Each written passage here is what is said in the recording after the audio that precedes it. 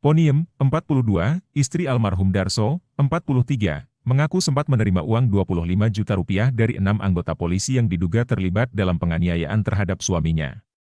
"Iya, saya terima uang itu karena tertekan, panik, dan pikiran kacau. Jiwa saya juga trauma," ungkap Poniem saat ditemui di rumahnya di Purwosari, Mijen, Sabtu, 11 Januari 2025. Darso, seorang sopir rental, meninggal dunia setelah diduga mengalami penganiayaan oleh 6 anggota polisi dari Satlantas Polresta Yogyakarta.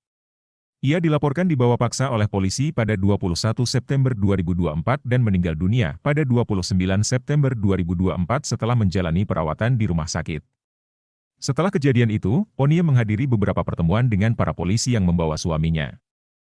Pada pertemuan pertama di rumah Riana, pemilik rental tempat suami saya bekerja, saya diberi uang 5 juta rupiah, tapi saya tolak karena tidak sesuai. Suami saya berpesan agar kasus ini diproses dan dipertanggungjawabkan seadil-adilnya, jelas Poniem. Pada pertemuan ketiga yang berlangsung di tempat yang sama pada 14 Desember 2024, Poniem mengaku menerima uang 25 juta rupiah.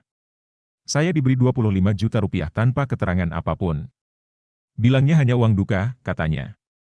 To Cahyo, 34, adik kandung Darso, mengatakan bahwa uang 25 juta rupiah itu diterima oleh istri almarhum dan kemudian diserahkan kepadanya. "Uang tersebut masih utuh dan belum digunakan. Karena saya tidak mau menerima itu, istri Darso juga tidak mau.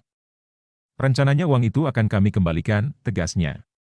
Ia menambahkan, pihak keluarga berencana melanjutkan kasus ini secara pidana sesuai amanat almarhum.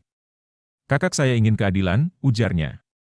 Keluarga korban berharap kasus ini diproses secara hukum hingga tuntas demi mendapatkan keadilan. "Kami ingin semua pelaku bertanggung jawab sesuai hukum yang berlaku," tutup To Cahyo. Kuasa hukum keluarga korban, Antoni Yuda Timor, telah melaporkan dugaan tindak pidana penganiayaan yang menyebabkan kematian ke SPKT Polda Jawa Tengah pada Jumat, 10 Januari 2025, malam. Laporan tersebut mengacu pada pasal 351 ayat 3 KUHP junto pasal 170 KUHP. Terlapor sementara ini adalah satu anggota polisi aktif dari Satlantas Polresta Yogyakarta berinisial I, namun ada dugaan keterlibatan 6 orang. "Kami juga sudah membawa sejumlah bukti, seperti hasil röntgen yang menunjukkan gesernya ring jantung korban, foto, video, dan bukti lainnya, termasuk saksi dari keluarga korban," ungkap Antoni. Terkait uang duka 25 juta rupiah, ia mengatakan keluarga akan mengembalikan dan uang itu sampai sekarang masih utuh belum tersentuh. "Saya juga sempat menghubungi terduga pelaku, tapi tidak ada niat baik. Mereka meminta saya ke Yogyakarta, saya tolak," ujarnya. Kepala Bidang Humas Polda DIY, Kombes Artanto, memastikan laporan telah diterima dan akan segera ditindaklanjuti oleh Direktorat Reserse Kriminal Umum, Ditreskrimum. Terkait anggota Polda DIY, saat ini masih dilakukan penyelidikan terlebih dahulu, tandasnya. Diberitakan, kasus tersebut berawal pada Juli 2024.